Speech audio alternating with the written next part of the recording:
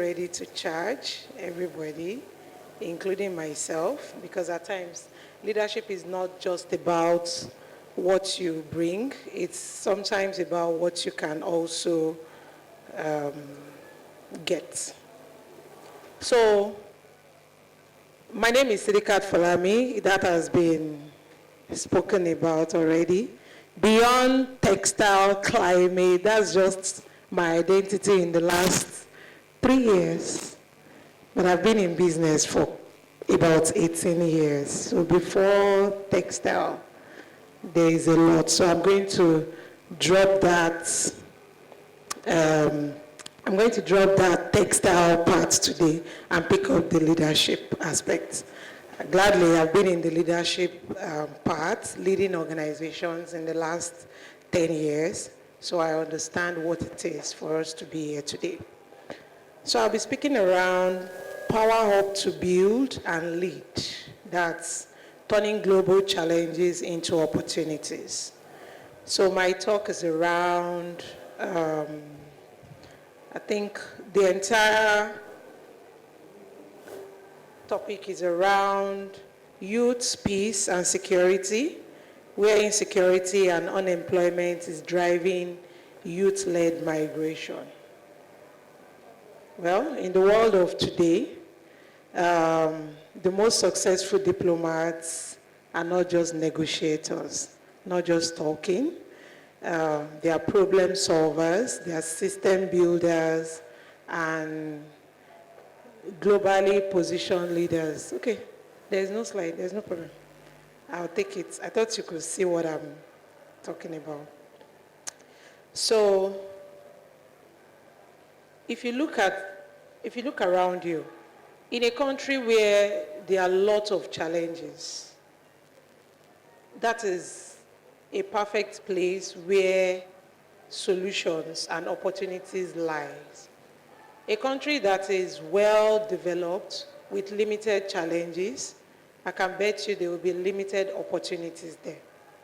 I've been to, is there anybody representing Botswana here? Okay. That's one country that I see as a country where there is limited challenges. And I can bet that there are limited opportunities there also. My experience in that country made me realize that at times, challenges are where opportunities dwell. Then I don't want you to compare Nigeria too much with too many countries. Because you see, most of these countries that are beautiful, they have less than 2 million population. They have less than 20 million population. Less than 10 million population. These are populations that cannot even compare with some states in Nigeria. And those are the countries that you are looking at that, wow, they are doing fantastic. Maybe we should borrow them, our population of just Lagos State, and we'll see how fantastic they can do with it. So opportunities are not missing. People that are prepared to handle these opportunities are what are missing.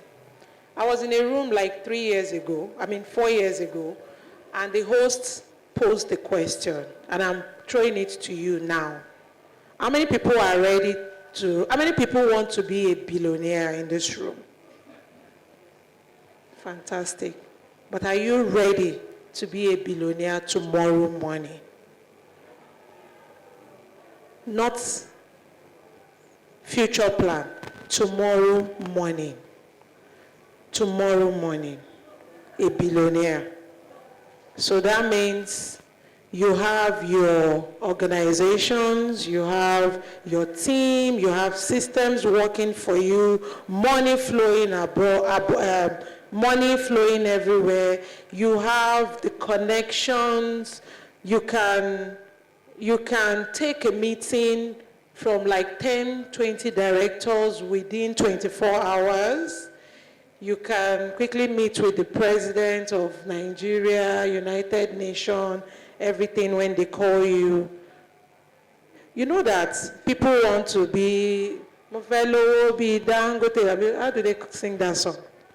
But the thing is, some of these people, they don't even sleep like us. They can't even sleep.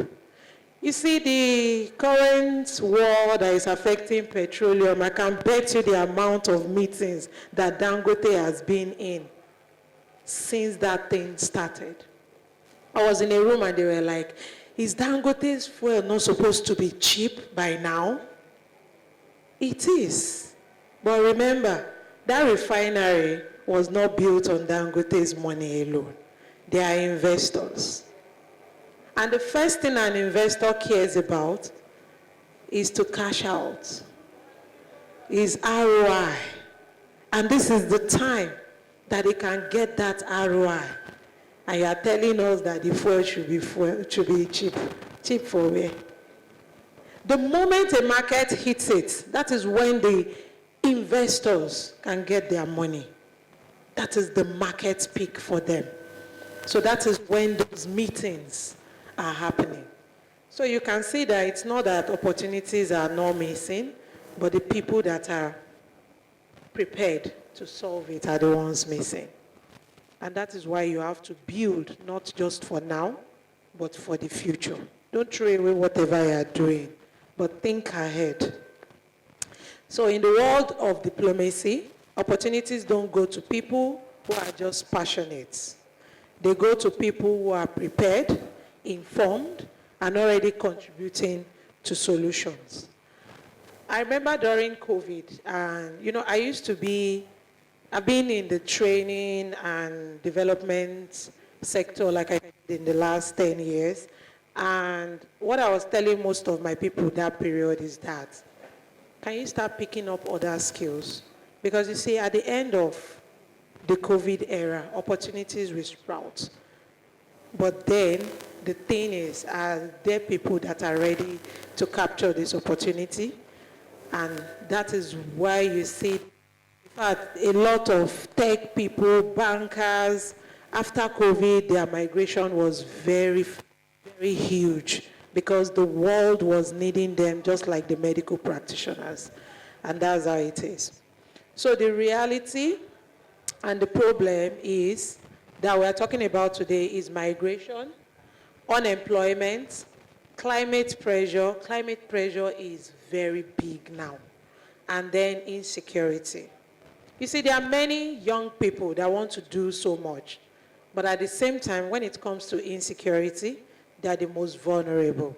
We're seeing youth coppers today, those that are kidnapped, the one that are just going viral in bomb blast and all of that.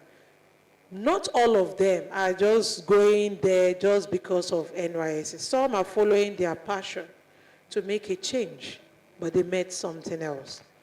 These are some of the things that you have to put in mind. And let's be very candid. When systems don't work, movement feels like the only option.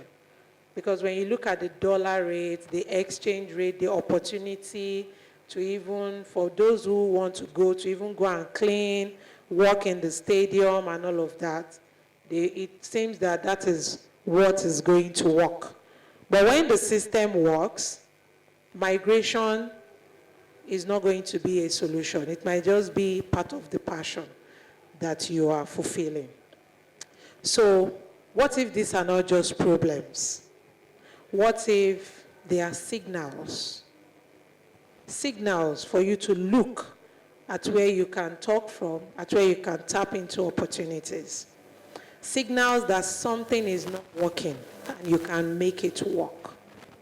Signals that something needs to be built and you can build it. Signals that leadership is required and you are here to lead. So what if these are just signals that you should pick something from?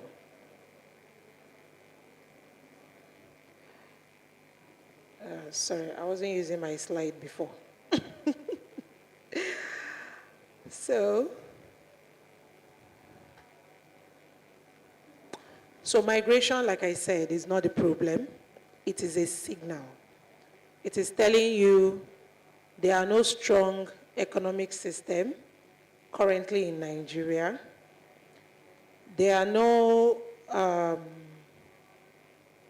are environmental pressures, and there are gaps in governance and policy. Many things are supposed to be working in Nigeria today, but one of the reasons why they are not working is because systems and policies are not in place. But you don't have to wait for systems and policies to be in place first. I'll take the entertainment industry as an example. You can see how thriving it is. If I tell you most of what they do don't have all the frameworks to back it up and policies, but they've been able to pave that way for themselves. And most of them are mining their success with the local relevance.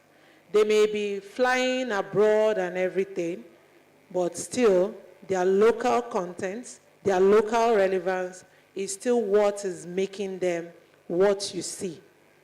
So even before then, you can still make something, just ensure you're able to align it with what works. So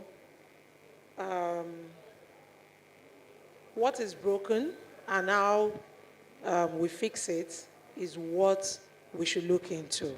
And then, as you are, your role is not just to discuss these issues. Your role is to understand their root causes and contribute to real solutions. This is where you stand.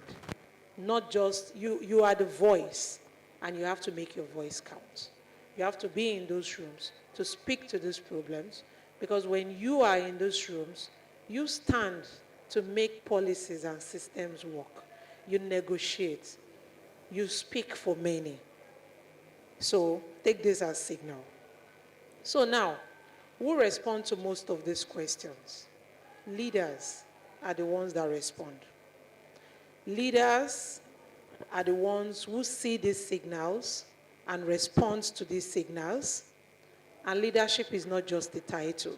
It is beautiful when you see, like me now, it's only when I'm involved with AYDF that if you check my LinkedIn page this morning, I put it today. My name is, as I step out, I say today my name is Ambassador Sidikat Folami. And I'm proud that AYDF made me, of all organizations that have been calling me to hold that name, because I'm proud of what I do with AYDF. How many titles do we want to use? I'm a Rotarian. I'm a president of a company. I'm a president of two organizations. It's not about the title. It's about what you do. Leadership is the ability to see a problem and take responsibility for solving it. That is what makes you relevant in global spaces. Because when they are talking about you, it will not just be, when she was reading, she's in climate, when we get to some other aspects, you hear Sidikat Folami has led women empowerment, trained over 10,000 women, led Lagos Women Run, do this. It's not just about it. If you look at all this reading, it is not reading your title, it is reading the solution that you've been able to bring to life. So it's not just about the title. That is what makes you relevant. That thing. I want you to think. It's in your environment. It's around you. And that is it. You know? This is what it means to be powered up. You now start getting aware. You become aware of your environment. Like I said severally, my foundation is tailoring. At least someone has seen me done the tailoring thing this morning. You understand? But then, right in that industry, I didn't go to a fashion school. Right from the university, I went into a market square. Even that market square gave me idea. And that is the reason why many leaders in our industry are not focusing on the local garment workers But it was very easy for me to go into their midst, relate with them, sit with them and talk, because it is part of my foundation. Sometimes the problem that you will solve is already in what you're doing. It's just that we have to always pay attention, to be aware, to understand, and then take responsibility. You see, this one is not easy, to be very honest, because taking responsibility requires a lot of sacrifices. It requires you depriving yourself of many things. If I ask Lizzie now, I'm sure everybody will be about her title. There are still some things that she still have to deprive her youth of just to hold on to that title. It comes with so much beyond the accolades that people don't know. There are days you stand confused. There are days you are tired. There are days you don't even want to step out of the room. I was in a room where Governor Babajide Sanwo-Olu was speaking one day, and he said, as I am like this, there are some phone calls that I dread so much. He said, when the I think security, minister or security or something, that once he sees those calls like this, he panics. Because the first thing may be one accident, people fighting, one flood somewhere, the security thing, and all those disasters. So you can see. So you think you are the only one that sees phone calls and you're like, God, should I pick or not? A whole governor is seeing his minister's call and he panics. That is how leadership holds you responsible. Then you have to prepare yourself. I had the privilege to open the training for the Accelerator for Fashion Finest 2 days ago, and I was telling them about something that happened to me in 2021. So I've been leading for some years. But when I'm in rooms, it's like, Sidikat, this solution you're talking about is not going to work, Okay, it's not going to work. There's no problem. But I kept on working on those problems. Then COVID happened. Then 2021, I don't know who knows about the app. It's a very fantastic app. It's still bubbling, but I rarely go there. The Clubhouse. So I joined Clubhouse, and I'm always in those rooms, and I speak to those global leaders. And that's the same thing that I'm telling my local friends is the same thing those people will be looking forward to me. To say, where is Sidikat? Is she not in the room today? Come up, let's talk about it. We want fresh perspectives. It's a fresh perspective that I speak at home, and they said, this is crude. But I didn't jump on those stages because global leaders were listening to me. I went back to prepare. I call on my friend. You'll be meeting him because I'm dragging him into AYDF. I still spoke with him. He was supposed to be here with me today. I said, Laoye Curtis, I can see that in the fashion industry, you are one coach. I don't teach how to cut and sew. I teach business and what I'm doing here today. But I see that you are the one that is doing more than what it's doing. Can you take over my audience? I need to go back to seek clarity and consistency. I still have that screenshot. That was what I told him. Then I went back, started studying. I started studying up to the right language to use, up to the right slogans to use, and the ones to avoid. So you need to prepare. Because you see, I can remember this American actor that he said when he started acting, he was very, very loud and all of that. And someone told him, do you know that you being on the screen, a lot of people are looking at you. You're a role model.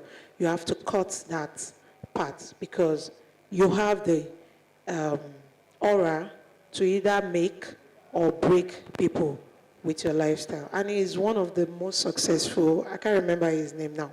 It's not coming. And that is what preparation makes you. Because people will see you and say, I want to be like you. But then they shouldn't catch you doing what is not good. That is what preparation. Then action. Don't wait. Start. Even from thinking.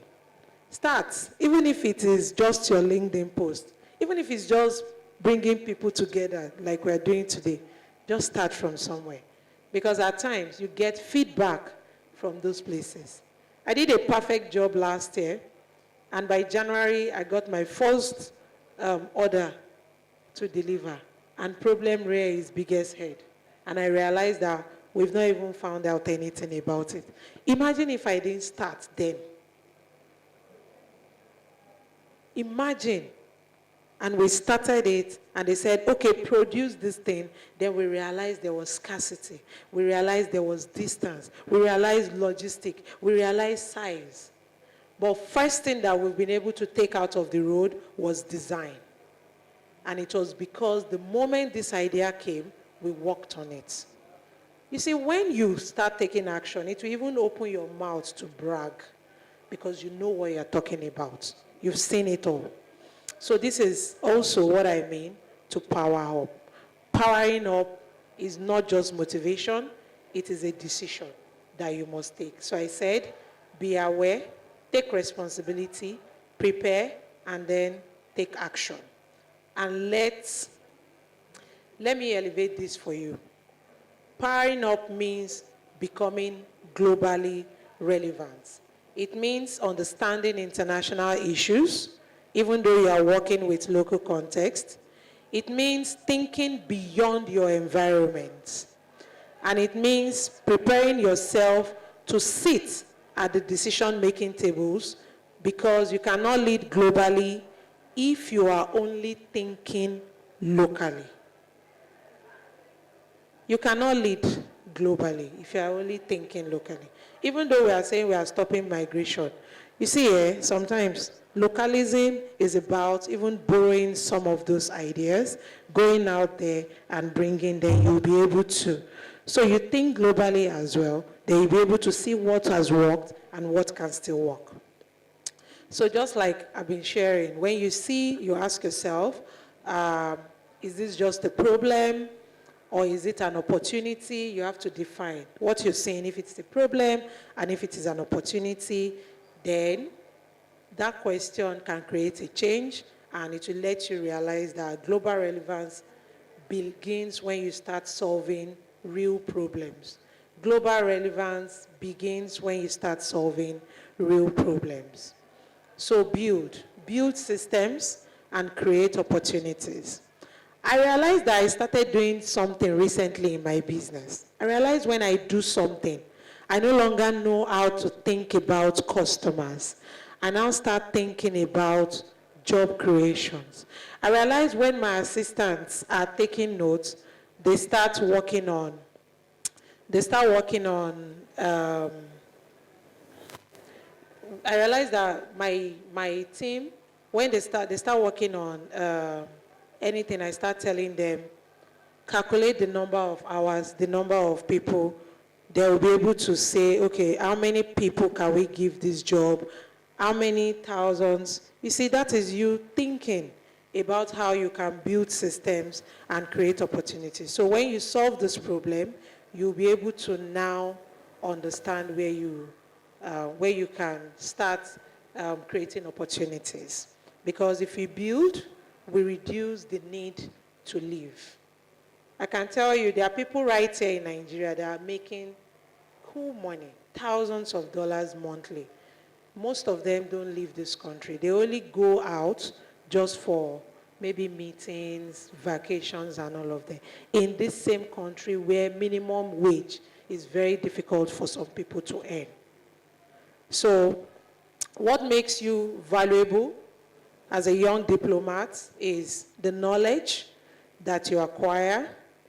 You understand the issues, the perspective that you bring, you connect problems, the solution that you can propose, that's the ideas you bring to life, and how you position yourself, being visible in the right place. Your goal is not just to attend conferences, it's not just to attend meetings. Your goal is to become someone whose voice is needed in those rooms. So 3 things that I said today: power up, build, and lead. You know, stop waiting, start preparing. Because People, because shallow people cannot solve deep problems. They can never solve it. I'm wrapping up. Another thing that I'll say about starting something, your idea is not just enough, you must build. You must have evidence that you can solve problems. Not just certificates, not just attendance. They want proof. They want specimens. They want to see that you have done something. Start where you are, like I said. Start in your environment. Many global opportunities comes from people who have already started something locally. Global relevance starts with local impact.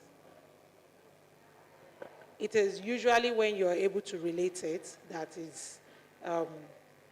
So, to be very honest, when you are able to start locally, even if you're in the global space, you can still encourage people to stay. You understand? So, it doesn't have to be perfect, but you have to be prepared.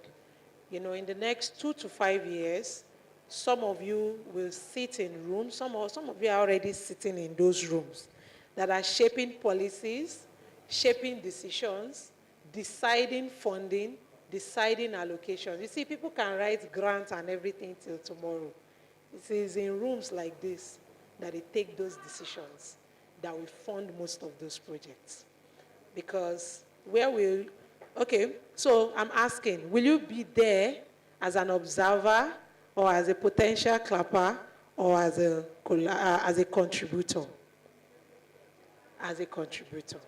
So like I said now, finally, build something so strong that rooms will start looking for you. Don't wait to be involved or invited into rooms. Build something. You understand? Because the future of diplomacy will not be shaped only by those who understand problems, but by those who can build solutions and position themselves where decisions are made.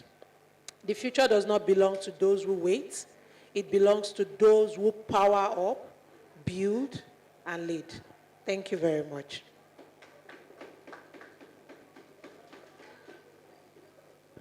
Thank you so much, Ma. Thank you so very much. God bless you for that wonderful and inspiring speech. If there's something I can hold on to is the fact that she said, build something so strong that rooms will start looking for you. You know, you need to walk in line with that man too. And I would also look out to the opportunities that, you know, are around Nigeria and not to go outside the countries, you know, seeking for greener pasture, because much opportunities beyond what we think lies in our country. And that is a great charge up for every of the delegates seated here. And right now, I would like to hand over our award to Ambassador Sidikat. I think he came. So I want you to give a diplomatic round of applause for her. To do that, I would like Mrs. Funke to hand over the award. A round of applause also. From the African Young Diplomats Forum in partnership with the United World Congress of Diplomatic. This is a platinum achievement and an ambassadorial award presented to you in recognition of your exceptional achievement, outstanding performance, exemplary leadership, acumen, and unwavering resilience in advancing Africa's growth and contribution to global affairs. Thank you so much for the great work that you do.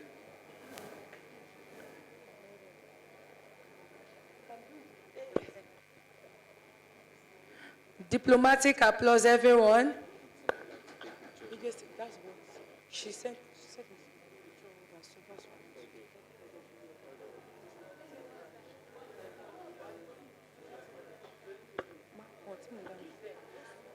Okay.